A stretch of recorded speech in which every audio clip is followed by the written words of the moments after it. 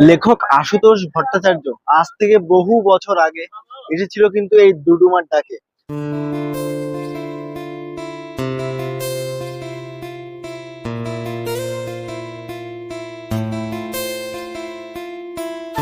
ইদি বাগা আনি পিস্তা উন্দি, এর মানে হচ্ছে খুব ভালো লাগছে।